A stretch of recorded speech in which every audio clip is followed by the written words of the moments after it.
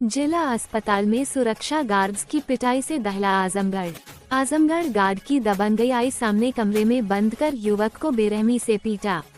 पीड़ित ने पुलिस अधीक्षक से लगाई न्याय की गुहार। मनबड़ सुरक्षा गार्डों की दबंगई से मंडलीय अस्पताल आने से कतरा रहे मरीज। आजमगढ़ मंडलीय चिकित्सालय हमेशा चर्चा की सुर्खियां में बना रहता है। पूर्व में भी कई बार सुरक्षा गार्ड्स पर कई अहम सवाल खड़ा होता चला आ रहा है।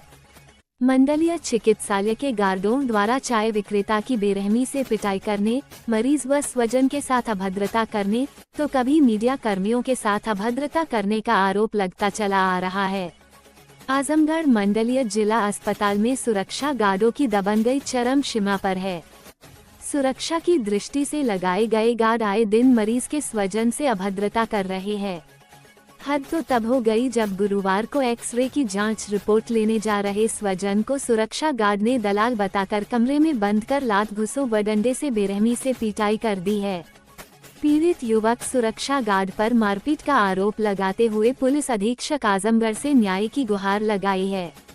जियनपुर कोतवाली क्षेत्र के तेजपालपुर गांव निवासी शैलेश कुमार यादव ने आरोप लगाया कि सुबह जब मैं अपने मरीज का एक्सरे रिपोर्ट लेने के लिए कमरा नंबर 22 में जा रहा था, तभी से सुरक्षा गार्ड अखिलेश सिंह, भीम सिंह, राकेश बहादुर सिंह, BN यादव सहित कुछ अन्य गार्ड उसका पीछा करने लगे। वापस लौटते समय सुरक्षा गार्ड ने उसे दलाल बताकर एक कमरे में बंद कर सभी मिलकर उसे लात घूंसों से मारने पीटने लगे। मारपीट के दौरान शैलेश कुमार की चीख पुकार सुनकर आसपास के लोग मौके पर पहुंचे, तब पीड़ित की जान बची। लोगों में चर्चा खूब हो रही है कि अगर लोग चीख पुकार नहीं पहुंचते तो शायद उसकी जान खतरे में होती। पीड़ित ने ये भी आरोप लगाया कि सुरक्षा गार्डों द्वारा दोबारा अस्पताल में दिखाई देने पर जान से मारने की धमकियां भी दिए हैं। गार्डों ने पीड़ित का गला दबाकर सादे कागज पर कुछ लिखवाना भी चाह रहे थे, लेकिन उसने कुछ भी लिखने से इनकार कर दिया है। पीड़ित ने जिला चिकित्सालय के गार्डों पर गंभीर आरोप लगाते हुए बताया है कि मेरे जेब में रखे 3600 रुपये भी गार्डों ने लूट लिया है, जिसकी शिकायत हमने आजमगढ़ कोतवाली पुलिस को किया। लेकिन अब सवाल खड़ा होता है कि किस प्रभाव में आकर आजमगढ़ कोतवाली पुलिस ने मुकदमा दर्ज नहीं किया है। तब मैं जाकर पुलिस अधीक्षक आजमगढ़ को लिखित तहरीर दी है। अब ये देखना होगा कि क्या मंडलीय चिकित्सालय के गार्डों पर आजमगढ़ की पुलिस कार्यवाही करती है या फिर लीपापोती कर मामले को दबा लिया जाता है। वही पीड़ित ने क्या कहा, आइए दिखाते हैं एक रिपोर्ट में। आप देख रहे हैं सुपर फास्ट न्यूज। जिला संवाददाता राममिलन यादव की रिपोर्ट। ये क्या नाम है आपका? अच्छा, क्या मामला था, क्या पीछे आए? मामला ये था कि कल जो है कि जो प्राइवेट गार्ड मंडलीय चिकित्सालय आजमगढ़ में लगाए गए हैं, जो आर्मी से रिटायरमेंट है, तो ये लोग जो है कि बहुत सा मतलब सुनाई दे रहा था कि लोगों के साथ अभद्रता करते हैं। तो मैं अपने मैडम को 1 महीना पहले गया था दिखाने के लिए ब्लड की जाँच करवाने, तो मेरे साथ अभद्रता किए, कहे किस औरत को किसको लेकर घूम रहे हैं, मतलब इस तरह से बिहेवियर किए कि मतलब मैं किसी दूसरे की औरत को लेकर घूम रहा हूँ। तो मैं कहा कि सर आप इन्हीं से पूछ लीजिए कि मैं किस औरत को लेकर घूम रहा हूँ। तो हमारी मैडम बोली कि नहीं, ये हमारे हस्बैंड हैं, और कौन है, हम दूसरे के साथ घूमेंगे। तो फिर इसके बाद हम कहें कि भाई ठीक है, इनकी ड्यूटी है, अपना ड्यूटी कर रहे हैं। लेकिन कल मैं जो है कि मेरे गांव के कोटेदार जो हैं, उनके लड़के का एक्सरे 5 तारीख को हुआ था, और वह एक्सरे लेने के लिए जैसे गार्ड ही ने कहा कि आप आज नहीं मिलेगा, आपको लेट हो गया है, आप चले जाइए, कल जो है किसी को पर्चा लेके भेज दीजिएगा, मिल जाएगा। मैं कहा वहाँ गार्ड अभद्रता करते हैं, मैं नहीं जाऊँगा। तो कहे नहीं, वो गार्ड बोले हैं कि आप जाइएंगे तो जो है कि वो दे देंगे। लेकिन उसके बाद वहाँ जाने के बाद मुझसे कहे क्या करने आए हो यहाँ? मैं कहा मैं एक्सरे लेने आया हूँ, और 26 नंबर कैमरा के सामने ये सब मेरे साथ बदतमीजी कहे कि ये बहुत बदतमीजी करता है। और उस दिन मेरी वाइफ थी, अब मैं उससे कुछ नहीं कहे आज जाओ, तुम्हारी औरत है, आज नहीं कुछ बोल रहा हूँ, दूसरे दिन किसी दिन मिलोगे तो बताऊँगा। ये बात कौन कहा भैया? ये अखिलेश सिंह जो गार्ड हैं वो कहा था।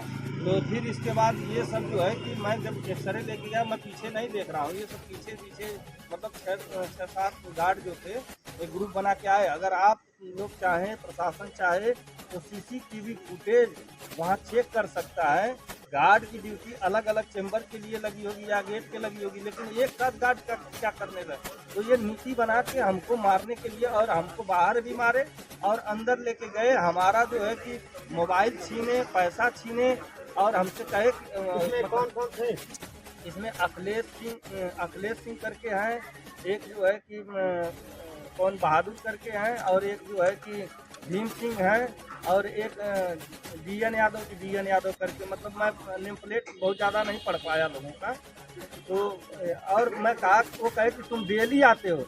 मैं कहा सीसीटीवी फुटेज चेक कर लीजिए, अगर मैं डेली आता हूँ या तो मेरे खिलाफ अगर कोई भी अगर 10 रुपये का भी कंप्लेन हो कि कोई पेशेंट का हो कि किसी से मतलब 10 रुपया लिए हों, मैं सोशल वर्कर हूँ। मेरे पास जो है कि बहुत लोगों का फ़ोन आता है, कहते हैं ये काम कर दीजिए। अभी हमारे संगठन के रामदवर जी हैं, वो कहे कि हमारी औरत को दिखाना। मैं कहा गार्ड सब अभद्रता करते हैं और मुझको किसी दिन बेइज्जत कर देंगे, मैं इसलिए हॉस्पिटल नहीं जाता था। लेकिन उस दिन मैं गया, बस वही मैं कहा कि ये एक्सरे लेना है, एक्सरे लेके मैं चला आऊँगा।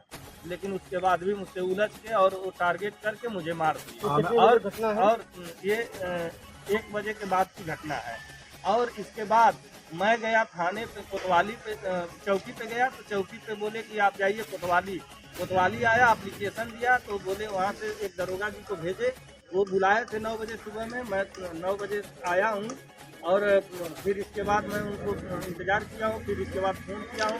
वो कह रहे हैं कि हमारी ड्यूटी लग गई है PSC भर्ती में, अब तुम कल आओ। हमारा मुआयना तक नहीं हुआ और FIR तक दर्ज नहीं हुआ। तो हम इस सरकार में क्या न्याय की गुहार कर रहे हैं। आपने एसपी ऑफिस आया है तो एसपी ऑफिस से जाहिर की एसपी से मुलाकात हुआ आपसे? एसपी क्या साहब से बोले? मुलाकात हुई है, तो मैं एसपी साहब को सारी घटना बताया हूँ। और इनको किसी को मारने का अधिकार किसने दे दिया?